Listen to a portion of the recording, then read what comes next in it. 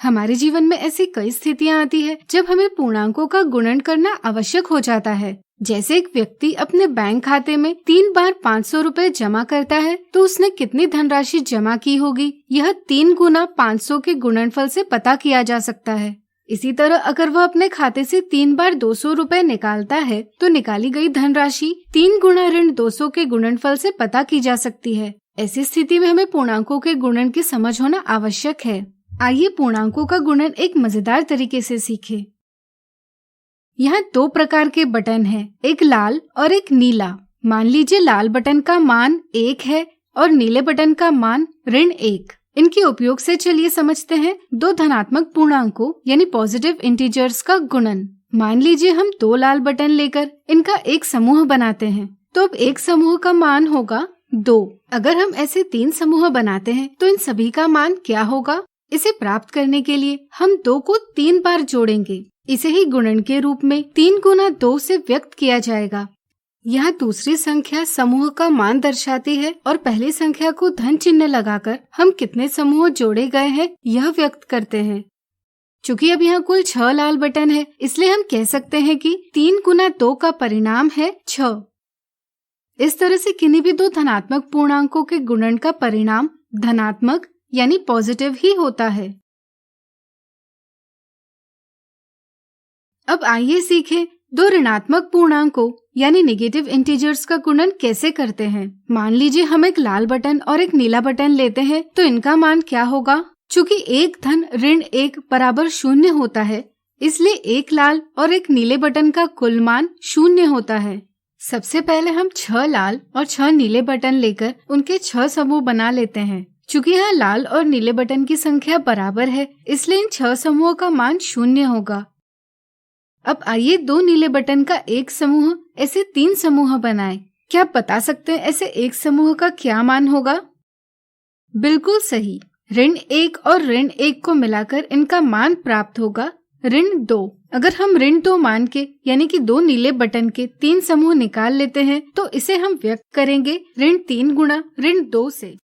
यह दूसरी संख्या समूह का मान दर्शाती है और पहली संख्या को ऋण चिन्ह लगाकर हम कितने समूह निकाले गए हैं यह व्यक्त करते हैं। निकालने की क्रिया के बाद यहाँ 6 लाल बटन बचे हैं जिनका मान है 6, यानी कि ऋण 3 गुना ऋण 2 बराबर धन 6। इसलिए हम कह सकते हैं कि किन्हीं भी 2 ऋणात्मक पूर्णांकों के गुणन का परिणाम धनात्मक ही होता है। इसे आप दिए प्रतिरूप से भी समझ सकते हो। जैसा कि आप देख सकते हैं यहाँ पहली संख्या वैसे के वैसे रखी है, लेकिन दूसरी संख्या 1 से कम होती जा रही है। इसके कारण परिणाम 3 से बढ़ रहा है। जैसे ऋण 9 में 3 जोड़ने पर ऋण 6, ऋण 6 में 3 जोड़ने पर ऋण 3, ऋण 3 में 3 जोड़ने पर 0 प्राप्त होता है। इसी क्रम को आगे बढ़ाते हुए 0 में 3 जोड़कर 3, 3 में 3 जोड़कर 6 और 6 में 3 जोड़कर संख्या 9 प्राप्त होती है। इससे भी आप समझ सकते हैं कि किन्हीं भी 2 ऋणात्मक पूर्णांकों के गुणन का परिणाम धनात्मक ही होता है।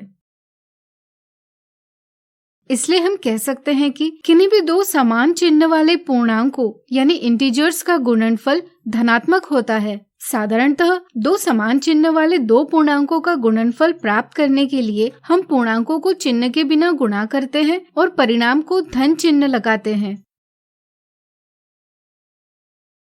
अब आइए समझते हैं एक धनात्मक पूर्णांक और एक ऋणात्मक पूर्णांक का गुणन कैसे किया जाता है।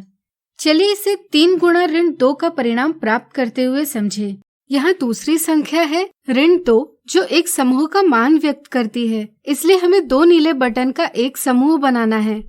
चूँकि पहली संख्या 3 है, यानी कि हमें ऐसे 3 समूह को जोड़ना है। जोड़ने पर हमें कुल 6 नीले बटन मिलेंगे जिनका मान होगा ऋण 6।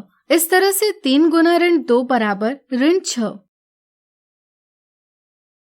अब यहाँ देखिए, यहाँ लाल और नीली बटन का एक समूह ऐसे 6 समूह है। चूँकि लाल और नीली बटन का मान विपरीत है, इसलिए कुल समूह का मान 0 होगा। जरा सोचिए, इसमें से अगर हम 2 लाल बटनों का एक समूह ऐसे 3 समूह निकाल लेते हैं तो इसे गणित में कैसे व्यक्त करेंगे? सोचिए सोचिए। बिल्कुल सही, चूँकि हम 2 लाल बटन का एक समूह बना रहे हैं, इसलिए दूसरी संख्या होगी 2 और ऐसे 3 समूह निकाल रहे हैं, इसलिए पहली संख्या होगी ऋण 3।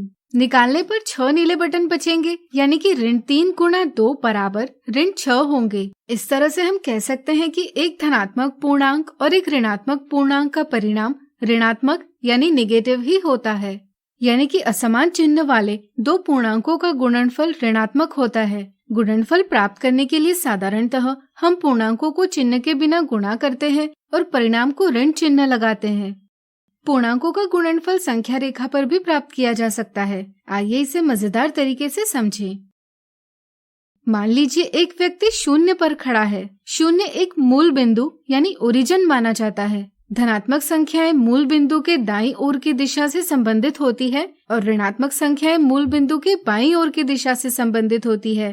अगर पहली संख्या धनात्मक हो तो इसका मतलब वह दाईं दिशा में देख रहा है। इसी तरह अगर यह ऋणात्मक हो तो वह बाईं दिशा में देख रहा है। इसी तरह अगर दूसरी संख्या धनात्मक हो तो उसे आगे की ओर बढ़ना है और अगर वह ऋणात्मक हो तो उसे पीछे की ओर बढ़ना है। इस तरह से 3 गुना 2 में पहली संख्या धनात्मक है, इसलिए व्यक्ति दाएं देख रहा है और दूसरी संख्या भी धनात्मक है, इसलिए व्यक्ति आगे की ओर 2 इकाई दूरी का 1 कदम ऐसे 3 कदम बढ़ाता है। इससे गुणन का परिणाम प्राप्त होता है 6।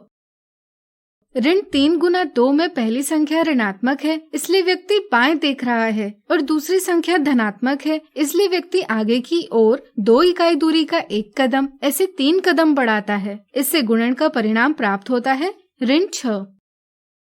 3 गुना ऋण 2 में पहली संख्या धनात्मक है, इसलिए व्यक्ति दाएं देख रहा है और दूसरी संख्या ऋणात्मक है, इसलिए व्यक्ति पीछे की ओर 2 इकाई दूरी का 1 कदम ऐसे 3 कदम बढ़ाता है। इससे गुणन का परिणाम प्राप्त होता है ऋण 6।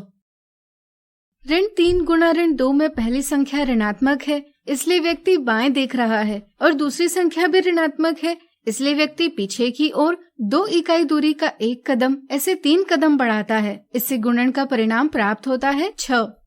आइए इन सभी नियमों को याद करने का एक आसान तरीका देखें। अगर हम गुणन में प्रयुक्त 2 पूर्णांकों के चिन्हों को ढक लेते हैं तो दिखाई देने वाला चिन्ह परिणाम के साथ लगेगा, है